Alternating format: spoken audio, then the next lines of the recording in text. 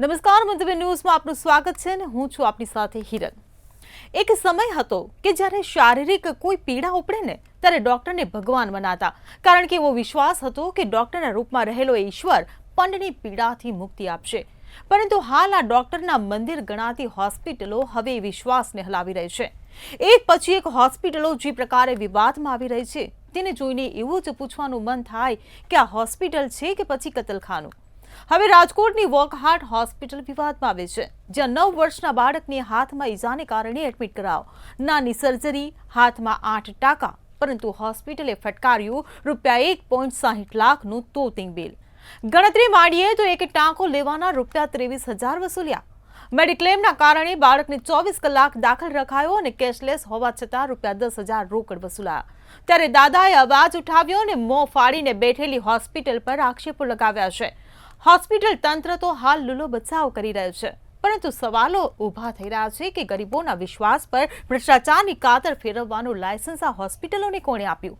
ક્યાં સુધી પોતાના ખિસ્સા ભરવા માટે હોસ્પિટલો ગરીબોના ખિસ્સા ખંખેરતા રહેશે, દર્દીઓના વિશ્વાસનું કતલ કરતા રહેશે?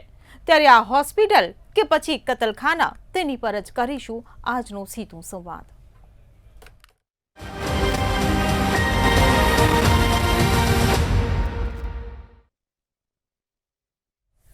તો ચર્ચામાં આપણી સાથે જોડાઈ ગયા છે ભાજપમાંથી નિલેશ સોલંકી અને કોંગ્રેસમાંથી જોડાયા છે પરાગ પંચાલ। આપ તમામ મહાનુભાવોનું મંતવ્ય ન્યૂઝમાં સ્વાગત છે। નિલેશભાઈ, મારો પહેલો સવાલ તમને કે રાજકોટની આ વોકહાર્ટ હોસ્પિટલનો જે વિવાદ સામે આવ્યો છે, જ્યાં નજીવી સર્જરી માટે ₹1.60 લાખનું તોતિંગ બિલ વસૂલવામાં આવ્યું છે, ત્યારે સવાલ ઊભો થઈ રહ્યો છે કે આ બેફામ બનેલા હોસ્પિટલ અને હોસ્પિટલની દાદાગીરી પર લગામ ક્યારે? શું કહેશો? જી હિરલ, મંતવ્યને આ દર્શક મિત્રોને નમસ્કાર છે કે જે રીતે આ ખાનગી મેડિકલ જે ક્લેમની જે ઘટના આવી છે અને જે રાજકોટની હોસ્પિટલમાં આ રીતની જે બનાવ બન્યો છે, તો હું આપને કહેવા માંગીશ કે ગુજરાતના ડૉક્ટરો છે વૈશ્વિક લેવલે એને જે નિદાન કરવા માટે સક્ષમ છે। આપણા ત્યાં વિદેશોથી પણ કદાચ આપણે સમજીએ કે હમણાં એક થોડો આંકડો આવ્યો હતો કે દર વર્ષે એશિયાથી આવનાર 2 મિલિયન દર્દીઓ ગુજરાતમાં, એટલે કે કહી શકાય કે ગુજરાત એક મેડિકલ હબ છે। અને હમણાં જ 2 દિવસ પહેલાં જ શ્રી પ્રધાનમંત્રી મોદીજી 400 બેડની હોસ્પિટલનું ઉદ્ઘાટન કરી ગયા સેલવાસ ખાતે।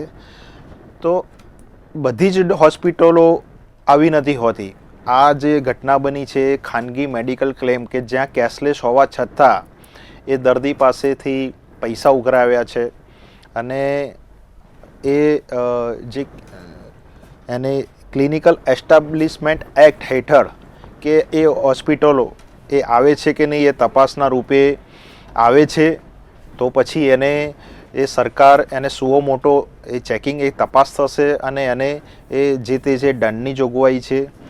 હું આપને કહીશ કે આજે થોડા સમય પહેલાં ખ્યાતિકાંડ બન્યો કે ખ્યાતિકાંડ પછી જે PMJ, આ 100% હું કહીશ કે આ મામલો PMJYમાં નથી આવતો, પણ છતાંય હું સરકારના પગલાં કહીશ કે આ એક ખાનગી હોસ્પિટલ છે, પણ જ્યારે સરકારની સમક્ષ આવું કંઈ આવે છે તો સરકારના ક્લિનિકલ એસ્ટાબ્લિશમેન્ટ એક્ટ હેઠળ જે હમણાં જ થોડા સમય પહેલાં જે રજિસ્ટ્રેશન માટે કે આ જે સુધારા જે બધી જ હોસ્પિટલો દવાખાનાઓ કે પોતાની મનમાની ના કરી શકે, રાજ્ય સરકારના કોઈ પરિપત્ર વગર કે એના એક સર્ટિફિકેટ વગર જે મનમાની જે ફરજી ડૉક્ટરો જે એમને જે ખોલી બેઠતા હતા અને દર્દીઓનું નુકસાન થતું હતું, દર્દીઓને કદાચ એમનું મૃત્યુ થાય એવી પણ એ લોકો બેજવાબદારીપૂર્વક પ્રેક્ટિસ કરતા હતા।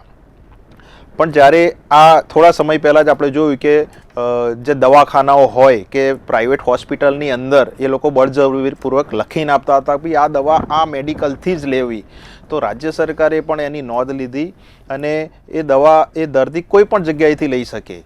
જનરિક દવાઓ પણ તમે જુઓ કે આજે બહુ સારા એના સેન્ટરો ખુલી ગયા છે। આ હોસ્પિટલનો તપાસના અર્થે છે કે સરકાર પાસે એવી કોઈ કમ્પ્લેન આવે, એમ પેનલ છે કે નહીં એ ચેક કરવામાં આવશે। એમ પેનલ હશે તો ચોક્કસથી હું હિરલ વિશ્વાસ અપાવું છું કે આ મેડિકલ આ જે હોસ્પિટલ છે એને દંડની જોગવાઈ થશે અને એ દર્દીને એને ન્યાય મળશે। પણ હું આપને કહીશ કે જ્યારે સરકારનો પક્ષ આવે છે ત્યારે PMJYમાં કદાચ કોઈ ફરિયાદ કરવી છે કે કોઈ જાતની કોઈ તમારે, તો સરકારે એક હેલ્પલાઇન નંબર પણ મૂક્યો છે કે જ્યારે તમને સરકારની એમપેનલ હોસ્પિટલમાં કોઈ તકલીફ પડે છે કોઈ જગ્યાએ, તો 07966440104 જે 24/7 કાર્યરત હોય છે, કે જેમાં PMJEYમાં તમને કોઈ તકલીફ પડે છે. આજે સમગ્ર ભારતમાં કરોડો એના લાભાર્થીઓ છે. ગુજરાતમાં આપણે 5 લાખ પર હેડ આપતા હતા, પરિવારને આપતા હતા, એ 10 લાખ કરી, કે જેમાં ઘણી બધી બીમારીઓ ડિસીઝ એડ થઈ શકે છે. કે કદાચ આપણે એક ઉદાહરણ તરીકે કે તમારા ઘૂંટણ બદલાવ હોય તો કદાચ એ બીજી મેડિકલ જે કહેવાય દવાખાના એમાં તોતિંગ એક ફી થતી હતી કે વધારે થતી હતી, પણ એ PMJEYમાં પણ એને આવરી લીધી. એવી કેટલી પણ બીમારીઓ છે.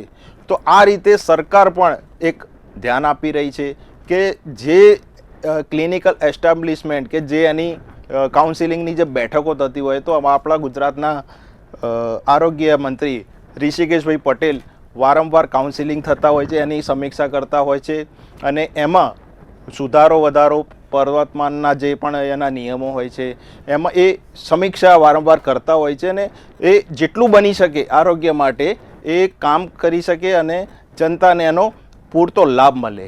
જી જી બિલકુલ. પરાગભાઈ, હું તમને પૂછવા માંગીશ કે એક ટાંકાના 23,000 વસૂલાતા હોય, ગરીબોના ખિસ્સા જ્યારે ખાલી કરવામાં આવતા હોય અને પોતાના ખિસ્સા ભરાતા હોય, હોસ્પિટલો પોતાના ખિસ્સા ભરતી હોય, ડૉક્ટરો જ્યારે આવી રીતે ભ્રષ્ટાચાર આચરતા હોય, ત્યારે આપણે તેને હોસ્પિટલ કહીશું કે પછી કતલખાનું જ કહીશું? ડૉક્ટરોની, હોસ્પિટલોની આ મનમાની ક્યાં સુધી?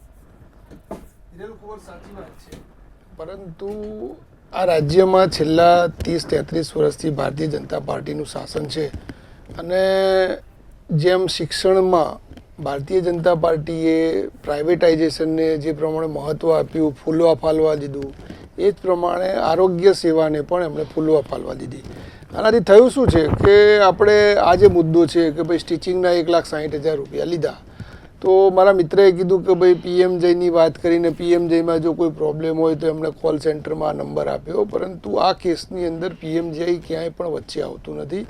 આમાં તો દર્દીને, અને કોઈ પણ જગ્યાએ તમે પોતે બી જાઓ, નાનું મોટું કોઈ પણ ઓપરેટ કરવાનું હોય મલ્ટી સ્પેશિયાલિટી હોસ્પિટલોની અંદર, એટલે પહેલાં જ પૂછી લેજે કે ભાઈ તમારે મેડિક્લેમ છે કે નહીં. તમે એમ કહો કે મેડિક્લેમ છે તો તમારા જે સેવાના જે પેરામીટર્સ છે, અવાજ નથી આવતો ભાઈ? હા, તમારા જે સેવાના પેરામીટર્સ છે હોસ્પિટલના, એ ત્યાં જ બદલાઈ જાય છે. એટલે હવે અહીંયા થાય છે શું કે ખરેખર તો આ પ્રકારની લૂંટને જો રોકવાની હોય તો આરોગ્ય મંત્રી શ્રી ઋષિકેશભાઈ પટેલ છે, એમણે શું કરવું જોઈએ કે જેમ મેડિક્લેમમાં ઇન્સ્યોરન્સ કંપનીઓ દ્વારા દરેક જે ડિસીઝ હોય છે એ ડિસીઝનો જે ચાર્જ વસૂલ કરતી હોય છે હોસ્પિટલો, એની ઉપર એક સીલિંગ આપી દીધેલી હોય છે. ધારો કે તમે કેટરેકનું ઓપરેશન કરાવો તો એમાં 60,000ની સીલિંગ આપેલી હોય છે, તમે ઘૂંટણનું ઓપરેશન કરાવો તો એમાં 3 લાખની એક સીલિંગ આપી હોય છે. એટલે મેડિક્લેમમાં જે ચાર્જ વસૂલ કરે છે એની સીલિંગ આપી હોય છે. તમારે 24 કલાક એની અંદર એને દાખલ થવું પડે છે, અને તમારે બેડનો જે ચાર્જ લેવાનો છે એ દરેકના જે ચાર્જ હોય છે એની ઉપર મેડિક્લેમ જે ઇન્સ્યોરન્સ કંપનીઓ દ્વારા એક સીલિંગ આપેલી છે. એવી રીતે રાજ્ય સરકાર ખાસ કરીને આપણા આરોગ્ય મંત્રીએ એક નોટિફિકેશન બહાર પાડવું પડે, અને જેટલી બી પ્રાઇવેટ સંસ્થાઓ છે જે આરોગ્યની સેવા આપે છે ડૉક્ટરો દ્વારા, એમાં દરેક રોગ માટે પણ એક સીલિંગ તમારે બહાર પાડવી પડે કે ભાઈ તમે તમારા ત્યાં ચલો PMJનું કાર્ડ નથી અને મેડિક્લેમ છે, કારણ કે 6 લાખ રૂપિયા ઉપરની તમારી ઇન્કમ છે તો તમારી જોડે PMJનું કાર્ડ અવેલેબલ નથી, પણ તમારી જોડે મેડિક્લેમ અવેલેબલ છે. તો મેડિક્લેમ અવેલેબલ હોય તો એનો મતલબ એ નથી કે તમે મન ફાવે એવા ચાર્જ વસૂલ કરી શકો. તો આ પ્રકારની એક ગાઈડલાઇન કે સીલિંગ બહાર પાડવી પડે રાજ્ય સરકારે, જેથી કરીને સામાન્ય માણસો લૂંટાય નહીં. હવે અહીંયા આપણે પર્ટિક્યુલર કેસની વાત કરીએ તો સામાન્ય રીતે શું હોય છે કે આ એક 8 સ્ટિચિંગ લીધા, અને એ છોકરાને એને કીધું કે ભાઈ તારો મેડિક્લેમ છે એટલે તું 24 કલાક દાખલ થઈ જા. એટલે તમારી જોડે શું હોય કે તમારું મેડિક્લેમ હોય ને હિરલ, એટલે એની અંદર સમ ઇન્સ્યોર્ડ આપેલો હોય, જી. સમ ઇન્સ્યુર્ડમાં ધારો કે મારો સમ ઇન્સ્યુર્ડ છે, મારો છે, મારી વાઈફનો છે, 2 જણનો છે, તો મારો અત્યારે 4.5 લાખ રૂપિયા છે અને 4 લાખ રૂપિયા છે. એટલે તમારા ઇન્સ્યોરન્સ જે હોસ્પિટલ હોય છે એની અંદર ઇન્સ્યોરન્સ ડિપાર્ટમેન્ટ હોય છે જે આવી રીતે કોલોબરેટ કરતી હોય છે કંપની જોડે. એ પહેલાં જોઈ લે છે કે ભાઈ આની જોડે આટલા રૂપિયાનો એનો સમ ઇન્સ્યોર્ડ છે, તો એમાંથી આપણે આટલા રૂપિયા વાપરી નાખીશું તો વાંધો નથી. એટલે આ બિચારા જે વિક્ટીમ બને છે ભાઈ, એને ખ્યાલ નહીં હોય એટલે સીધું એને સ્પેશિયલ કે જેને એમ કહેવાય કે ભાઈ વીઆઈપી રૂમમાં દાખલ કરી દીધા અને એનો ચાર્જ લગાડી દીધો. હવે જે વીઆઈપી રૂમના ચાર્જ હોય છે એ પર ડેના 50,000 રૂપિયા ચાર્જ આ લોકો વસૂલ કરતા હોય છે. એટલે એને 24 કલાક રાખ્યો અને બીજી દવાઓના અને તે કરીને 1,60,000નું બિલ આપી દીધું.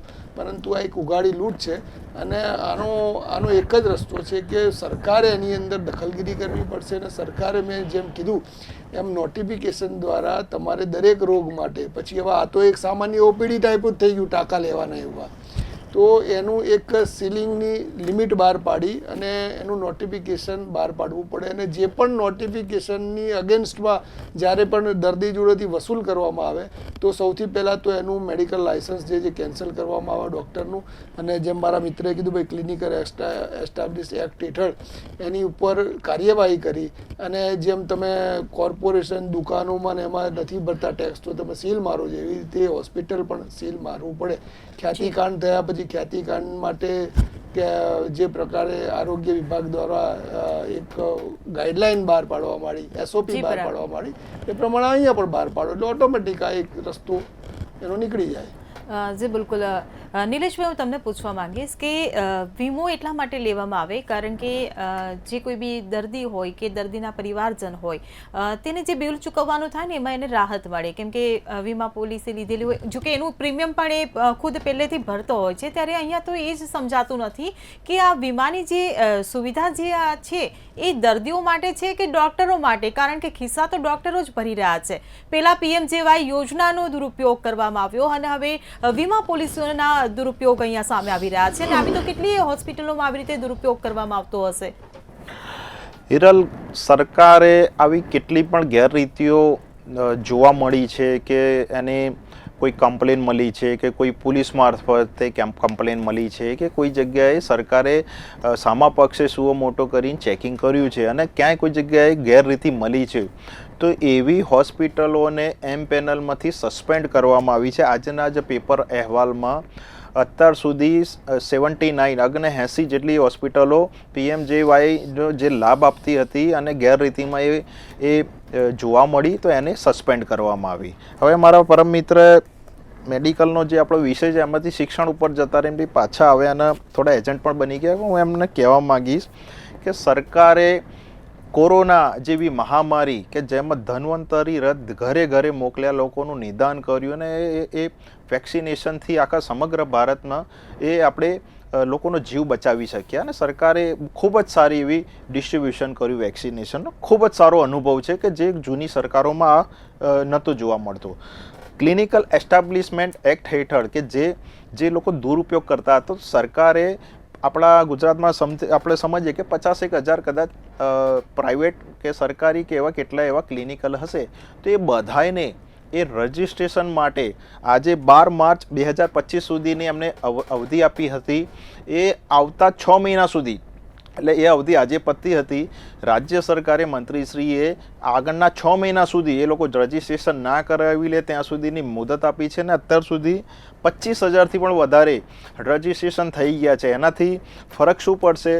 ઘણો બધો ફરક પડશે. હું આપને થોડા ચર્ચા કરું કે જેમાં 51,000 જો પૂરેપૂરી આપણી જોડે રજિસ્ટ્રેશન આવી જાય છે તો એનાથી ખબર પડશે કે ભાઈ આમાં સરકારની જે 3 સિસ્ટમ કહેવાય છે કે 3 લેયર કે જેમાં PMJYમાં કે જે વારંવાર જે આ જે ભૂલો થતી હોય છે એમાં નોડલ ઓફિસરોની જે નિયુક્તિ કરી હોય, જે સેન્ટ્રલ ગવર્મેન્ટ, ગુજરાત ગવર્મેન્ટ અને જે યોજનાઓ થકી કોઈ હોસ્પિટલ કંઈ પણ આમાં કોઈ ગેરરીતિ કરે છે તો પકડાઈ જશે. બીજી કે જ્યાં રાજ્ય સરકારનો જે સર્ટિફિકેટ નહીં હોય કે જે એ લોકો આમાં પ્રેક્ટિસ કરી શકશે. એટલે એ પૂરેપૂરા જે PMJYમાં જે સૌથી વધારે લાભાર્થીઓ છે પરાગભાઈને હું કહેવા માંગીશ કે સૌથી વધારે આપણા ત્યાં ભારતમાં સારા સફળ યોજનાઓ જઈ હોય તો પીએમજેમાં થઈ છે કે ઇન્સ્યોરન્સ કંપનીઓને પણ એને એ લાભ મળ્યો છે કે સરકારે ખૂબ જ સારા પ્રમાણમાં ગરીબોને એ નિદાન આપ્યું છે અને જે 2000 પણ ખર્ચવા પડે ને હિરલ મેડિકલના કે કોઈ ગરીબના ઘરમાં 2000 તો ભાઈ એને થોડો આમ એ થઈ કે 2000 હું ક્યાંથી લાવીશ તો આજે 10 લાખ સુધી રાજ્ય સરકારે મોદી ગવર્મેન્ટે આજે એ તમને એક યોજના આપી છે. આ રીતે જે હોસ્પિટલો કે જે ડબલ ભાવ લેતી હતી દવાઓમાં એને પણ એ દૂર કર્યા છે. જે હોસ્પિટલો જે ગેરરીતિ કરતી હતી અહીંયા કઈ યોજનાઓ છે એની વાત નથી થઈ રહી, પણ એ યોજનાઓના નામ હેઠળ જે કૌભાંડો બહાર આવી રહ્યા છે, જે ગેરરીતિઓ સામે આવી રહી છે તેની વાત કરવામાં આવી રહી છે, જે રીતે ભ્રષ્ટાચાર આચરવામાં આવી રહ્યો છે, કોણ રહેમ નજર રાખી રહ્યું છે આ લોકો પર? જો મેં આપને એટલા માટે કહ્યું કે સરકાર આ આખી સિસ્ટમ એક ડેવલપ કરી રહી છે કે જેમાં 25,000થી પણ રજિસ્ટ્રેશન થઈ ગયેલા છે. આપણા ત્યાં તમે જુઓ કે આરોગ્ય વિભાગ ચેક કરતું હોય છે તો કોઈ પણ જગ્યાએ કોઈ એમને ન્યૂઝ મળે છે, કોઈ જગ્યાએ એમને બાતમી મળે છે કે પોતે ચેકિંગ કરવા જાય છે ત્યારે ખબર પડે છે ભાઈ આની જોડે તો એ પ્રેક્ટિસ કરવાનું એક સર્ટિફિકેટ રાજ્ય સરકારનું હોય એ હોતું નથી તો એને એ દંડ થાય છે અને જેલની પણ એમાં સજાની જોગવાઈ છે. સરકાર ધ્યાન આપી રહી છે, સરકાર જોડે કંઈ પણ આવે છે એ ગેરરીતિ આવે છે તો સરકાર એક્શન લઈ જ છે અને સરકારે આવા કેટલાય એક્શનો લીધા છે. આપણે જોયું છે કે ભાઈ દર બીજે દિવસે કોઈ હોસ્પિટલમાં કોઈ તકલીફ થાય છે તો સરકાર એમાં એ કડક કાર્યવાહી કરે છે. એટલે આમાં પણ હું આપણે વિશ્વાસ અપાવું છું કે તરત જ આમાં કંઈ પણ હશે એમપેનલ છે કે નહીં એ ચેક કરવામાં આવશે ને આરોગ્ય મંત્રીશ્રીને પણ હું એમને જાણ કરીશ, એવી વિભાગમાં પણ જાણ કરીશ ભાઈ આ રીતનું થયું છે તો આમાં શું કરી શકાય એ રીતનું. પણ હું આપણે કહીશ કે જ્યાં સુધી પીએમજેમાં સૌથી વધારે લાભાર્થીઓ મળ્યા છે, સૌથી વધારે નિદાન થાય છે, સરકાર કોઈ પણ જે જનતાના જે મેં આપને નંબર કેમ આપ્યો કે એમાં પણ પીએમજેમાં પણ ઘણી જગ્યાએ આપણે જોયું હતું કે પૈસા ઉઘરાવતા હતા કે જેમાં એક પણ રૂપિયો કે ઘરે જવાના તમને 300 રૂપિયા પણ ઓટો ભાડાના સરકાર તમારા એકાઉન્ટમાં નાખી દે છે કે હોસ્પિટલને તમારા વતી ચૂકવે છે.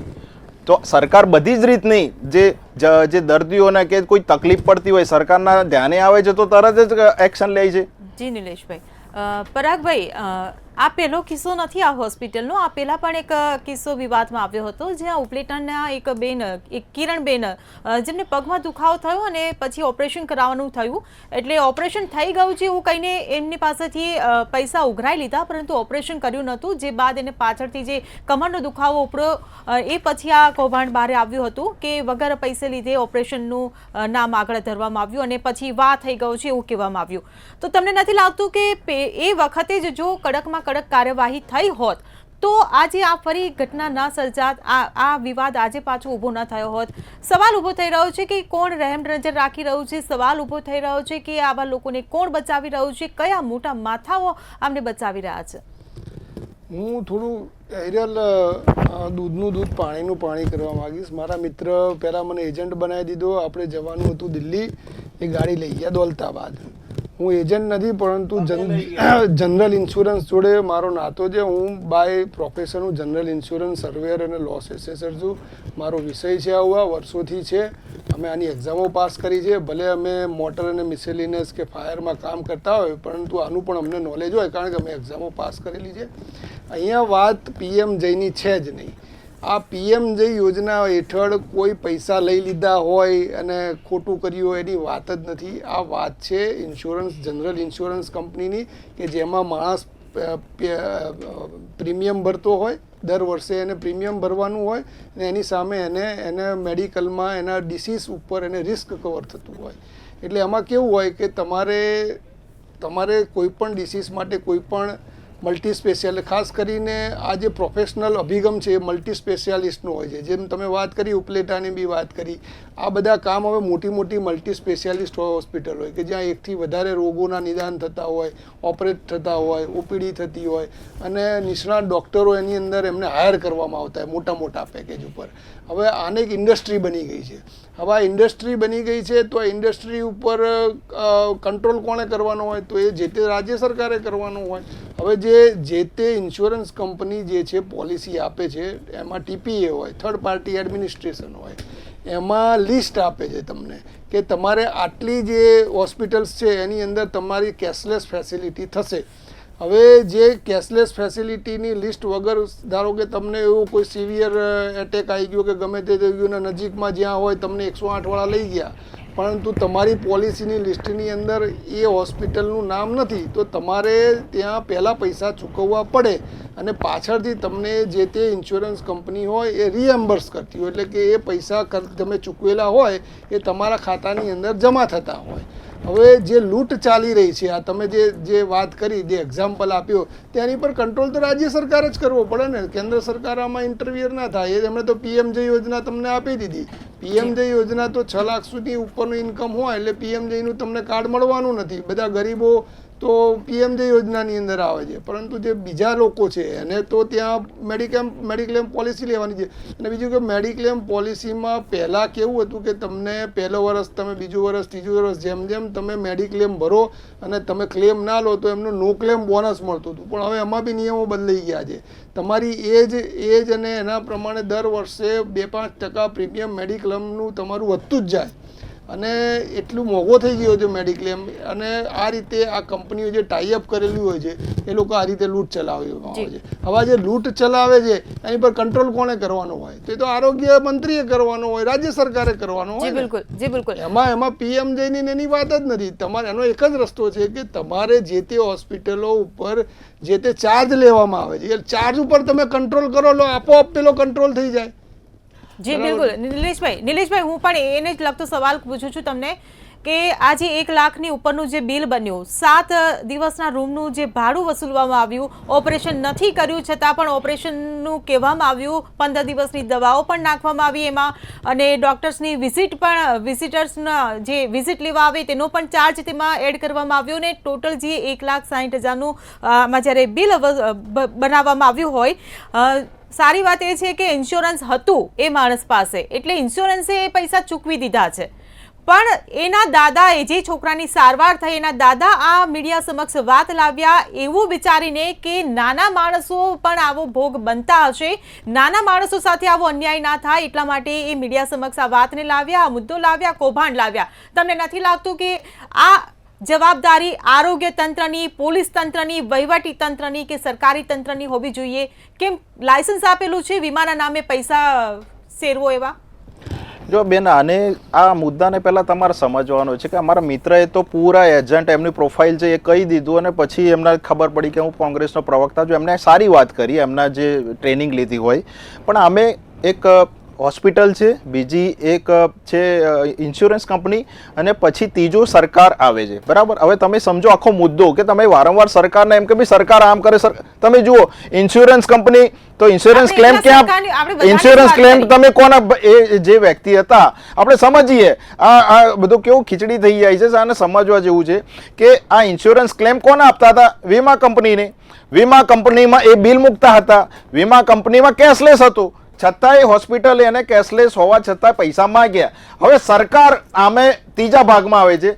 સરકાર પાસે કોઈ કમ્પ્લેન આવે છે, એ ફરિયાદી આવે છે, પોલીસ કમ્પ્લેન આવે છે, ચલો નથી આવતી તો સરકાર પોતે સુઓ મોટો કરે છે અને પછી એ જે મેડિકલ છે એને એ દંડ કરશે, એની જે જોગવાઈ છે એ કરશે. પણ તમે દર વખતે કોંગ્રેસને તો રાત જોવાની હોય કે સરકાર આમ નથી, એટલે પણ પોતે એજન્ટ છે તો ખબર હોય કે ભાઈ મેડિક્લેમનો કયો હોય પર્યાય, મેડિક્લેમની જે બેંકો હોય એ લોકો કઈ રીતે ઇન્સ્યોરન્સના જે પેડઅપ કરતા હોય. સરકારનો આમાં ભાગ કઈ રીતે આવે છે? સરકારનો ભાગ પછી આવે છે કે સરકાર પાસે કોઈ કમ્પ્લેન જાય. સરકાર અંતર્યામી તો છે નહીં ભાઈ. તમારા ત્યાં કોઈ કેરળમાં અંતર્યામી છે કે કોઈ જગ્યાએ કોઈ તકલીફ થાય છે પછી સરકાર પહેલા પહોંચી જાય છે? સરકાર પાસે કોઈ શું આવે છે, કોઈ કમ્પ્લેન આવે છે. મેં એટલા માટે ક્લિનિકલ એસ્ટાબ્લિશમેન્ટની આખી વાત કેમ કહી, કેમ પીએમજે ની વાત કરી? કારણ કે પૂરેપૂરી મર્યાદા સરકારની હોસ્પિટલો પર આવે છે. તમે કોંગ્રેસના પ્રવક્તા, કોંગ્રેસને વચ્ચે ના લાવો. અમે કોંગ્રેસ વચ્ચે એજન્ટ તરીકે એમની હું એજન્ટ નથી ભાઈ,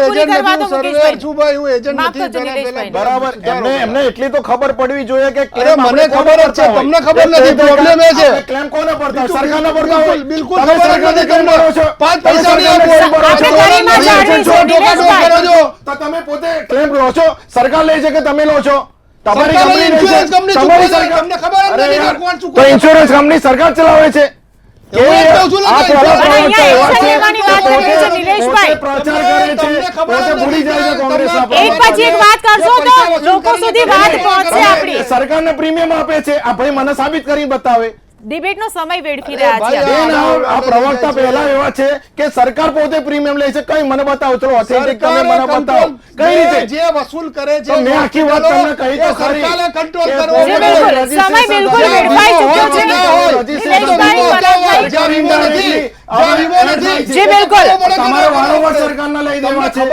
રાહુલ ગાંધી અહીં ગયા હોય એનો મતલબ નિલેશભાઈ, ગરિમા જાળવીશું. ડિબેટનો સમય પૂર્ણ થાય છે. પરાગભાઈ, મોદી સાહેબ આમાં કેવું છે, ડિબેટ હવે પૂર્ણ કરીએ છીએ આપણે. હવે કોઈને કશું બોલવાનું નથી રહેતું. એજન્ટ હોય તો એમને ખબર હોવી જોઈએ. વીમા વિશે 5 પૈસાનું તમે knowledge પોતે નથી. ક્લેમ લો છો તો ચેક તમે- કોનો લો છો? તમે શું રાજ્ય check સરકારનો લો લો છો? છો? નિલેશભાઈ, લો છો? ક્યાં પરાગભાઈ. liability છે? એક મિનિટ, એક ક્યાં- મિનિટ. નહીં, હવે ડિબેટનો સમય પૂર્ણ થઈ ગયો. તમે બંને સમય વેડફી નાખ્યો છે. પકડાઈ જશે. facility છે. આ ભાઈ પકડાઈ જશે 2 મિનિટ. અરે શું પકડાઈ તમે- જશે? તમે- જી બિલકુલ. અરે હું કહી દઉં તમને, શું તમે વાત કોઈનો insurance વિશે શું કોઈનો knowledge છે? ઇન્સ્યોરન્સ લો છો તો તમે રાજ્ય સરકારનો ચેક લો છો કે ઇન્સ્યોરન્સ કંપનીનો ચેક લો છો? આ ભાઈ મને કઈ બતાવે, જી બિલકુલ. કોનો ચેક લો છો તમે? જી બિલકુલ, તમે બંને મહાનુભાવો અમારી સાથે જોડાયા બદલ આપનો આભાર. રાજ્ય સરકારનો લો છો કે કંપનીનો લો છો? કોનો લો છો?